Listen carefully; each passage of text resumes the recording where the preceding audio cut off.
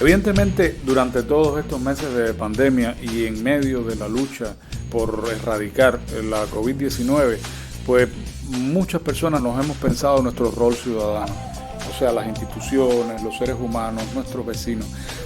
Yo creo que hemos tenido tiempo, al menos un poco, para pensarnos nuestro rol ciudadano. Por eso hemos decidido armar un título para el Triángulo que se llame Ciudadanía y COVID. Para esto estamos invitando al programa al profesor de la Facultad de Comunicación, Fidel Alejandro Rodríguez, a Juanqui Pan, emprendedor, y a William Bello, geógrafo y también profesor.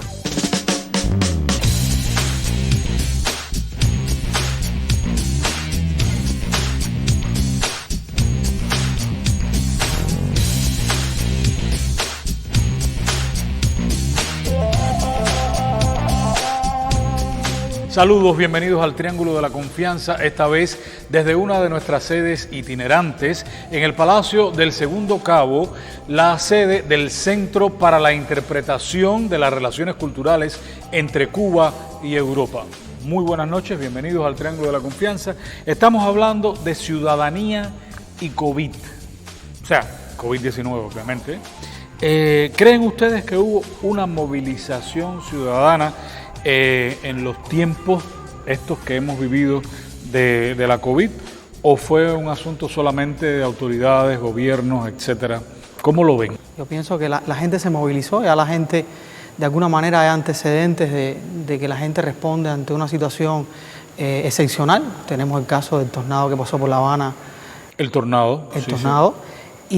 Y yo creo que el acompañamiento que hicieron las autoridades estimuló a que más personas pues se sumaran a los apoyos que dieron en medio de la pandemia. Algunos llevaron comida a domicilio, otros generaron de manera muy innovadora productos que demandaban las circunstancias, y quizás otros entendieron que también era importante quedarse en casa. Claro, claro. De una manera u otra se contribuía, digamos, al bien común, que era salvarnos todos de alguna forma. Ustedes consideran, perdón, disculpa que la pregunta la empezaste tú, pero ustedes quieren ampliar sobre eso, Juan. Bueno, en ese punto, de hecho, Juanqui Pan tuvo inclusión en el tema social, y incluso una de las tareas que nos dimos era tratar desde nuestro sector y desde nuestro punto cómo ayudar a las personas, y las personas decidimos entrar en la parte de las personas de más de 60 años, hacer legal al menos 2 veces a la semana una merienda para que no tuvieran que estar saliendo de la casa en las situaciones más críticas. ¿En qué región de La Habana fue eso? Eso lo hicimos en el municipio de Marianao. En el municipio de Marianao. Muy bien. Fide, ¿qué tienes que decir sobre esto? Yo creo que hemos vivido días muy intensos, y en ese mismo sentido se van construyendo algunas dinámicas de lo que podemos entender como lo ciudadano, lo político en cada caso. Él entiende a los ciudadanos desde su responsabilidad social, otros actores los han entendido de otra manera. Pero hay que ver para qué tipo de visibilidad de los ciudadanos y lo político estamos reconociendo como que se dio en este espacio. Y efectivamente hubo procesos que se dieron desde la institucionalidad, y hubo prácticas muy pequeñas, quizás invisibles, que se dieron en estos días, que construyeron, yo creo, esa colectividad y esa capacidad, yo creo, que de echar para adelante las cosas. Yo particularmente recuerdo a mis estudiantes que espontáneamente se fueron a dar un mes de sus vidas a servir de voluntario en centros de aislamiento. En los centros de aislamiento. Que además, un mes, porque después tienen que estar en cuarentena. Ajá. Obviamente.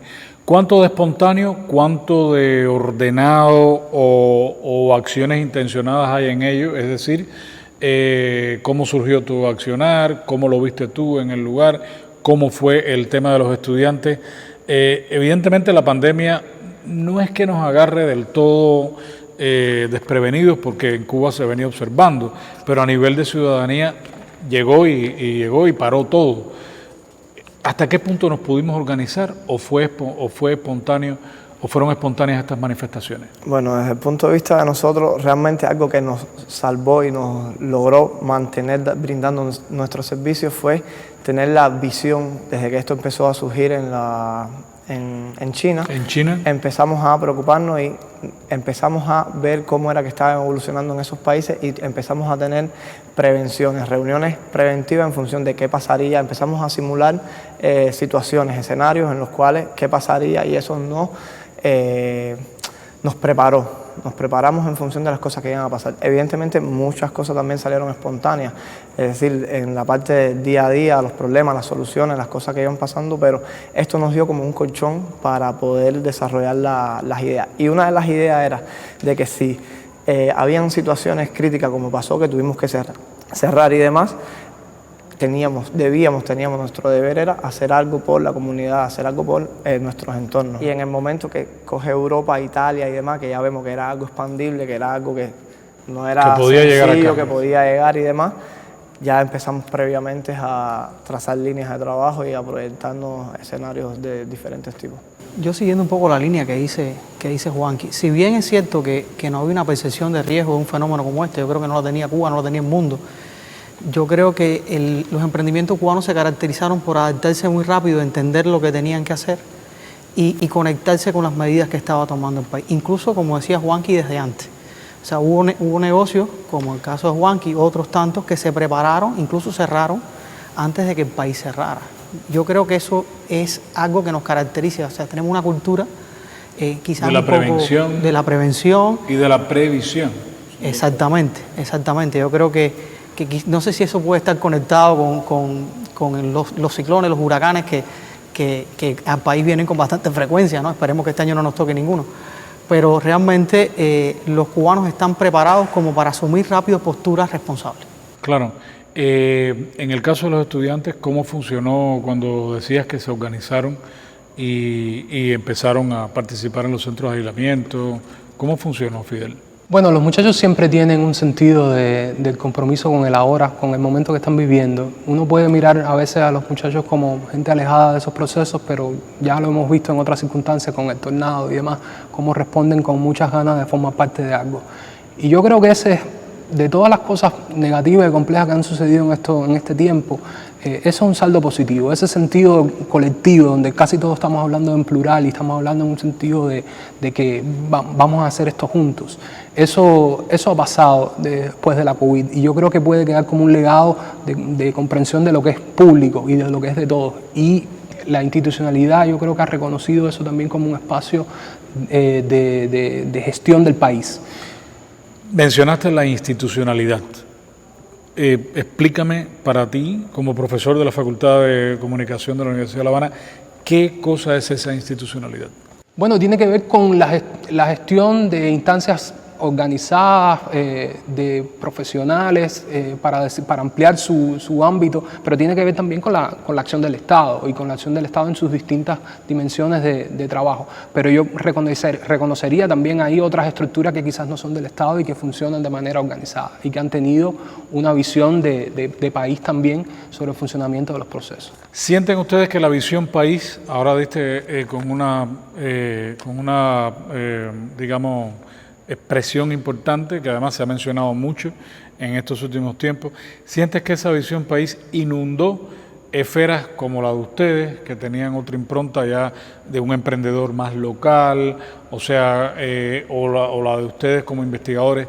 ¿Sienten que esa visión trasfundió los distintos tejidos sociales o se quedó solo ahí? Digamos, la Universidad de La Habana también está muy cercana también a estas políticas estaduales, de manera que me cuesta, si no me lo dicen, entonces quiero pensar que se quedó del lado de allá.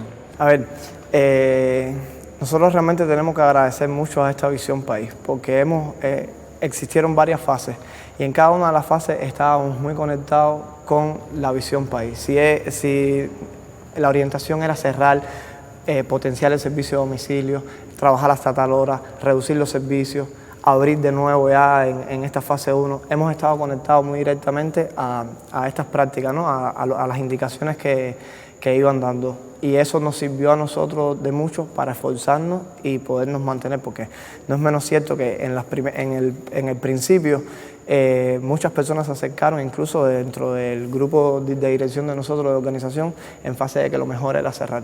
Claro.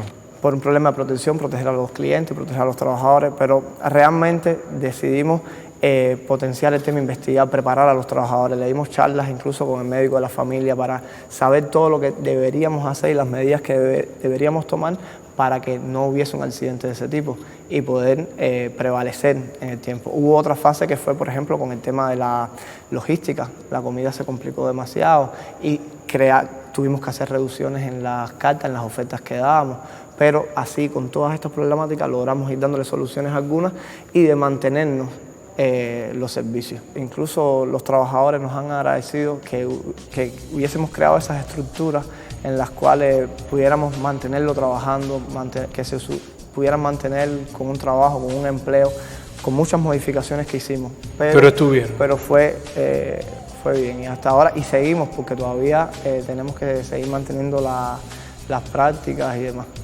Claro que sí. Vamos a poner el incienso. Tú sabes que esto es el Triángulo de la Confianza, entonces ellos me ponen cualquier cantidad se aceptan donaciones de fosforera, ningún problema.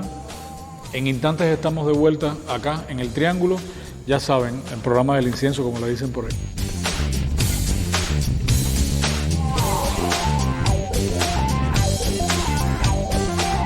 Seguimos hablando esta noche en el Triángulo de la Confianza de ciudadanía y COVID. Hablábamos de la sensación, o sea, la cuestión país, o sea, que tengamos la conciencia de país. ¿Cómo lo recepcionaste tú desde tu espacio social, desde tu espacio profesional? Mira, yo creo que la gente estaba muy preocupada por qué rol debía jugar en medio de las circunstancias. Creo que fue un sentimiento interesante. Cada cual, bueno, ¿y qué hago por hacer mejor las cosas o por contribuir? Eso es cierto. Incluso hubo personas con las que pude dialogar, que me llamaba un poco contrariado, porque veía que mucha gente, como el caso de Juanqui y otros, estaban haciendo un grupo de acciones, pero en su caso ellos sentían que la mejor manera de contribuir era quedarse en casa y que sus trabajadores fueran a su casa y estuvieran seguros por la seguridad de su familia, porque entendían que el aporte que podían dar no era significativo, no era una cuestión de aportar por aportar, por tener una participación activa y sino saber qué era lo mejor que podían hacer por su país. Y yo creo que eso fue algo con lo que tuvo que lidiar cada cual. Es cierto que hubo personas que quizás tuvieron conductas irresponsables, lo vimos en los medios y a nivel social, pero creo que muchos cubanos se preocuparon por saber cuál era su lugar en estas circunstancias. Y así lo visualizaron y así de alguna manera actuaron. ¿Cómo fue con el tema de los estudiantes y en el tema ya en el contexto universitario? Yo insisto, tú me hablabas del sentimiento que tienen los estudiantes de la hora, es decir, de cómo contribuir con el ahora. ¿Cómo sucedió eso a nivel de los 4 meses que estuvimos, de alguna manera, en el aislamiento físico, digamos, en los meses duros de las tensiones de la pandemia? A mí me gustaría un poco hablar en nombre de los estudiantes, ¿no? Porque probablemente mi visión del mundo ya no es la de ellos, ¿no? A sus 18, claro, 19 años. Pero yo sí he sentido en ellos y en las personas con las que he estado compartiendo en este espacio ese sentido de la alerta que él mencionaba, ese sentido de qué hago yo en este espacio, en esta nueva configuración del mundo. Y alerta y no temor, alerta y no miedo. Hubo espacios de miedo, por supuesto. Ha sido un reto grandísimo y el reto que nos viene por delante al país también es grandísimo ahora. Pero hay también una visión de qué tengo que hacer yo. Y a veces es una visión individual, ciertamente, y de autoprotección, pero también es una visión de cómo yo me articulo en este contexto. E incluso la idea de estar alerta, la idea de estar revisando los medios, incluso de señalar a los medios cuando hacen algo mal o de denunciar lo que pasa mal en algún sentido en el país. Ahí también hay una construcción de lo colectivo, hay una construcción de hacia dónde vamos y cómo yo doy en ese espacio. Y es algo que tal vez debemos pensar cómo configurar para aprovechar mejor, para construir eso de manera más articulada. Claro que sí. Hablando de lecciones, hablando de experiencias, tú estás hablando de construcción de lo colectivo. Obviamente hay una diferencia. ¿Cómo lo vislumbraron ustedes desde esas posibilidades? O sea, estamos hablando de 3 escenarios distintos y unidos todos. ¿Cómo vislumbraron esa construcción de lo colectivo hacia lo que acabas de decir tú, que vendrán tiempos difíciles? Es decir, ¿cómo sienten ustedes que van a poder asumir los retos que están por venir? Bueno, hay muchas cosas que hacer, hay mucho trabajo en el país y yo creo que eso es una divisa que ha aparecido en el discurso político y ha aparecido también en la idea de la ciudadanía de no me puedo quedar detenido y tengo que ahora organizar las cosas para enfrentar. Y quiero formar parte de las cosas. Quiero incluso revisar las cosas que se hacen mal. Y hay que organizar, yo diría desde mi ámbito de trabajo, muchos frentes que tienen que ver con la formación de capacidades para ese escenario, sea dentro de las instituciones, sea en los ciudadanos, para participar plenamente. Hay que construir formas de regular y ordenar la sociedad para que ese flujo de intercambios pueda ser aprovechado. Y hay que también lidiar con peleas grandes, como las que tenemos con Estados Unidos o su gobierno en este momento, por ejemplo. ¿Cómo contribuyeron las redes a todo esto, a coagular determinados procesos? ¿Cómo usaron ustedes las redes en este momento? Sobre todo, bueno, este es el caso de los estudiantes, pero este es el caso de ustedes, los profesores también e investigadores. ¿Cómo usaron las redes en este caso?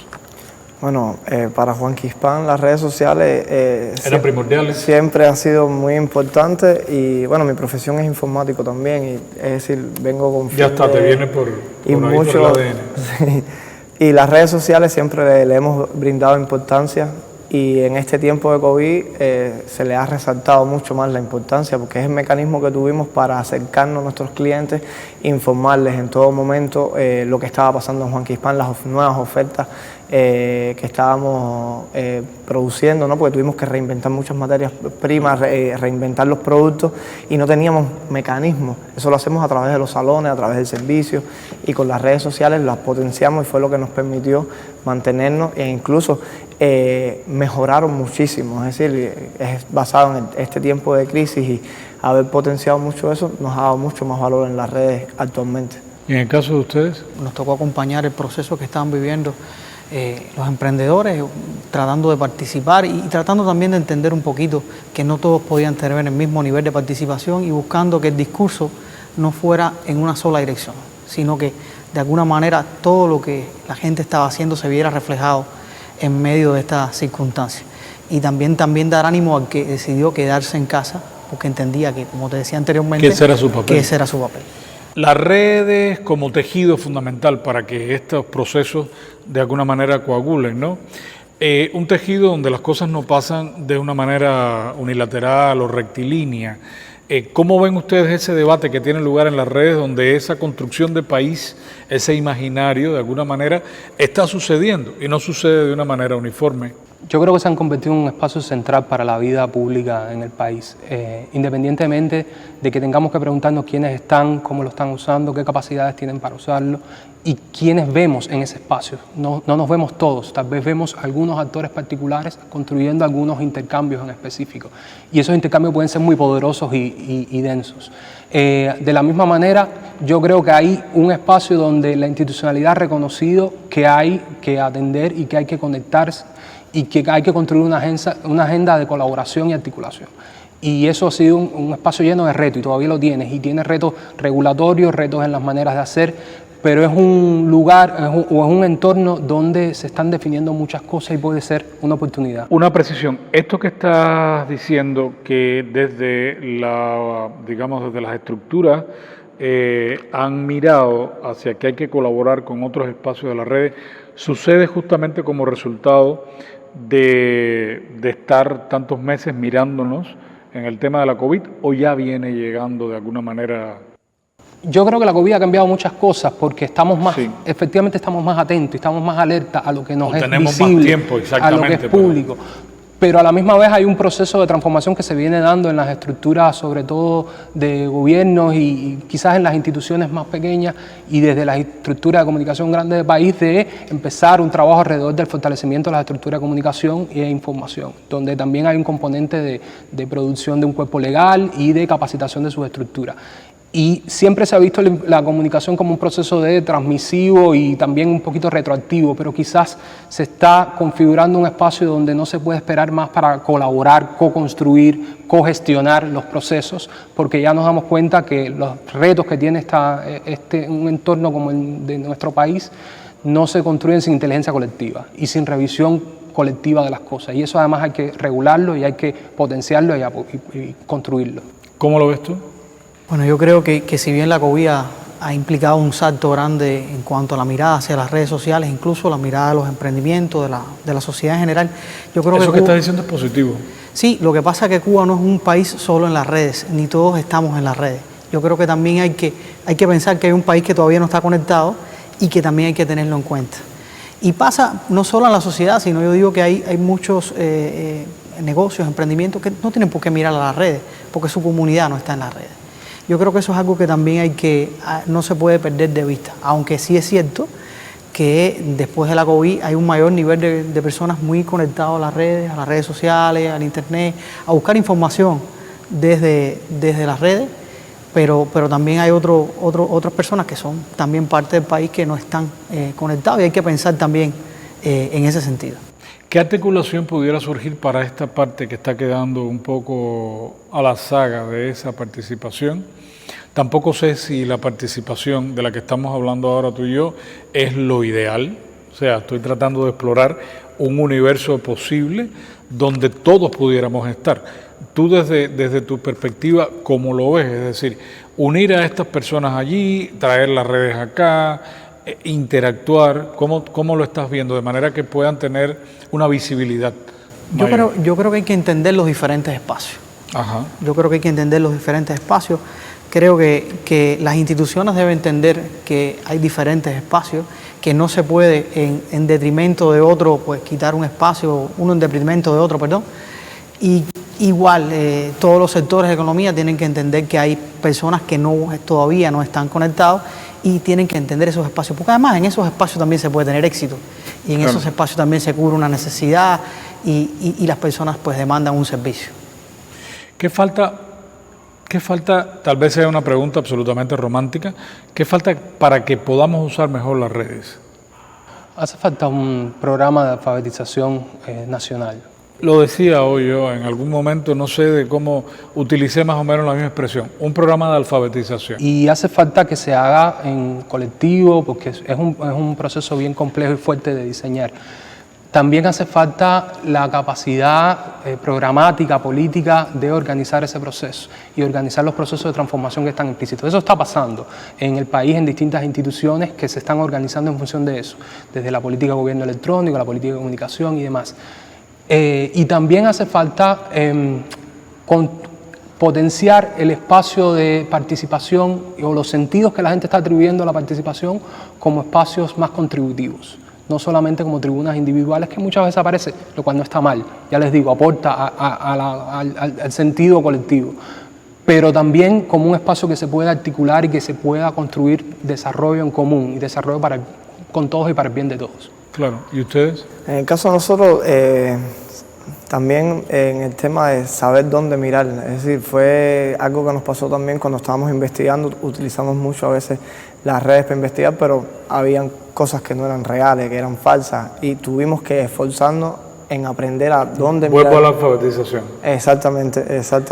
En el mejor sentido, ¿no? Y en el caso de nosotros, evidentemente somos informáticos, tenemos conocimiento sobre las redes, sabemos las cosas que son posibles hacer, que no son de verdad, pero parecen de verdad. Y nos tuvimos que dar una tarea de encontrar dónde mirar, saber dónde mirar para poder tener información lo más real posible. Vamos a hacer una pausa. Muchas gracias por su sintonía. Gracias también por las cartas que llegan a una de las esquinas más populares de La Habana, que es la esquina de Masón y San Miguel, donde está el Canal Habana. También sus correos electrónicos a esta dirección que rueda por el borde inferior de sus pantallas. Estamos en instantes de vuelta.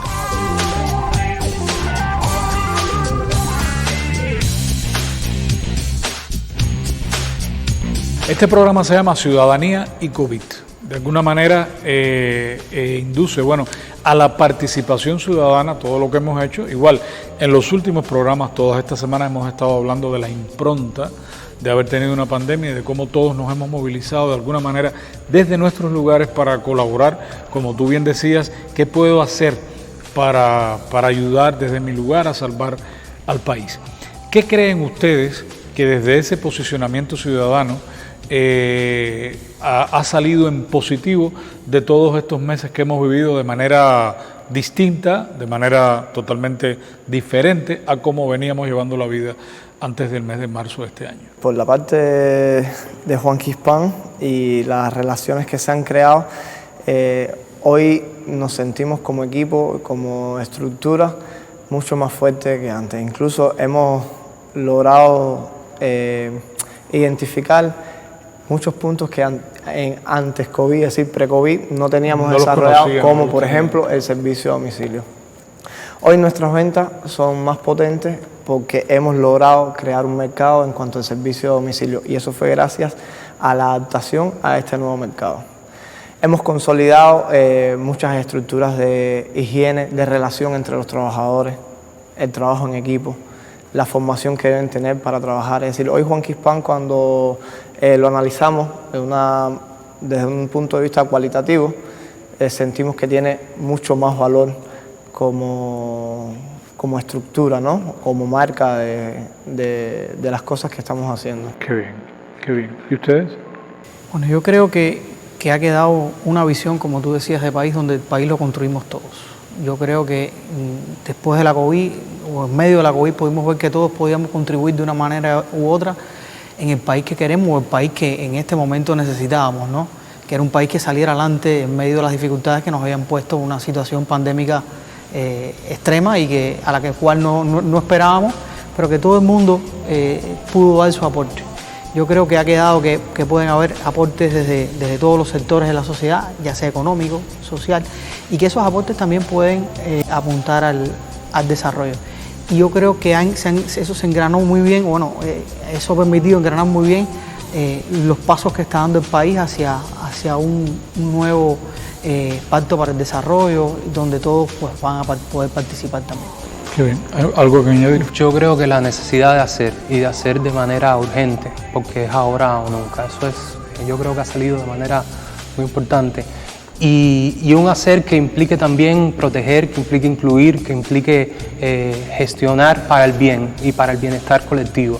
Eso yo creo que ha aparecido y de alguna manera los intercambios y las relaciones de comunicación que se pueden haber dado en redes de manera ciudadana son también parte de un hacer para el bien común que hay que construir y que proteger. Pues muchísimas gracias por estas opiniones y por estas reflexiones en el Triángulo de la Confianza. Espero tenerlos pronto por aquí. Muchas gracias a ustedes por la sintonía. Se acaba el tiempo. Recuerden que nos vemos la próxima semana por este mismo canal y recuerde bien que en La Confianza siempre nacen las buenas preguntas. Buenas noches.